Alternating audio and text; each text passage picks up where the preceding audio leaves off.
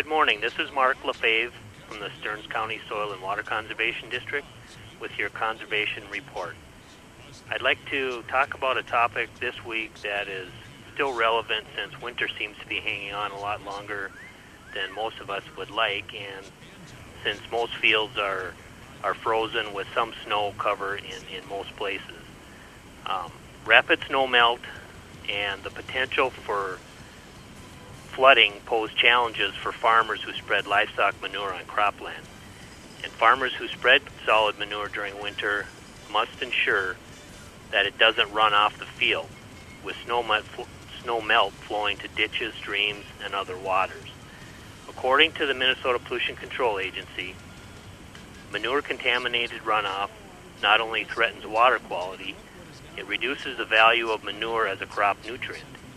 If possible, farmers should avoid spreading manure during periods of rapid melt. Minnesota rules to protect water quality require a 300-foot setback from surface waters and open tile intakes from all manure spread onto frozen or snow-covered soil. One option is to either stockpile or wait to haul this manure until you can incorporate the manure into the soil with tillage.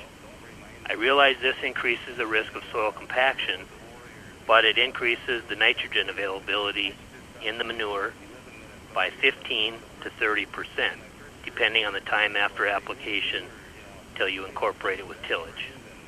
If temporary stockpiling is not possible and manure land application can't wait, to help reduce the impact on manure applied to the surface of wet, frozen, or snow-covered soil, choose the flattest fields or flattest parts of fields and follow these guidelines that MPCA suggests.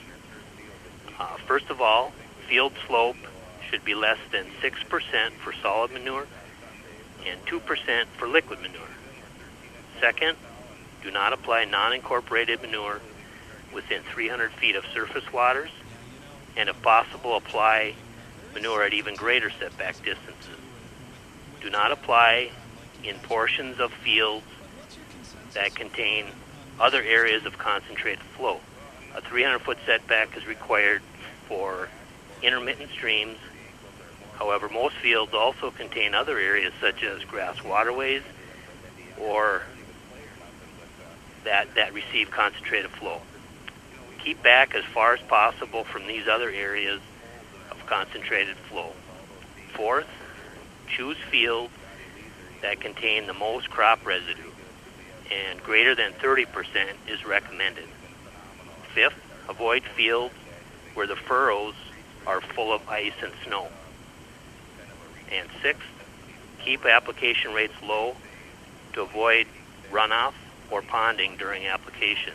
And then finally, choose fields that do not have adjacent non-tillable land containing areas of concentrated flow, such as ravines, ditches with open side inlets, streams, or dry runs. If this is not possible, stay as far away as possible from these off-field areas of concentrated flow. When applying manure on snow-covered fields, producers should avoid high-risk periods of runoff.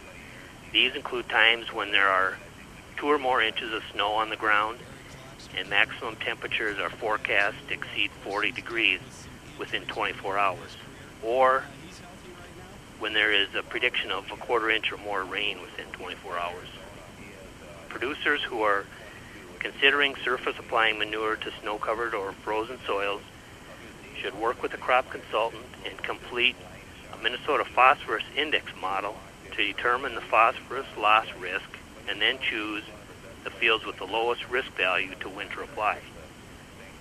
Livestock farms that experience manure runoff into waters of the state must report to the Minnesota duty officer and take immediate action to reduce environmental impact, such as creating temporary berms to stop discharge, temporarily plugging culverts and drain tile intakes to prevent manure inflow, and or soaking up liquid with something absorbent like hay, straw, corn stalks, or wood shavings.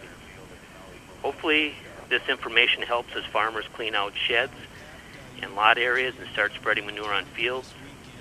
And if all landowners work together to do their part, we can all benefit from cleaner lakes and waters. To wrap up this morning, I'd like to remind folks that Governor Dayton has proclaimed March 23rd to 29th as Minnesota Agriculture Week.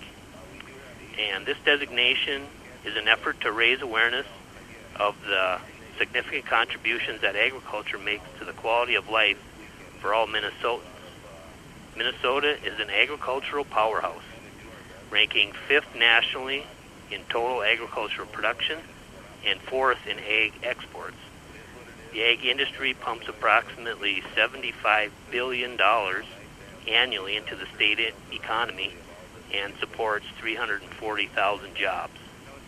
If you know a farmer, maybe you could take this opportunity to say thanks for all they do to produce a safe, abundant supply of food. And again, this is Mark Lefebvre from the Stearns County Soil and Water Conservation District with your weekly conservation report. And thanks for listening.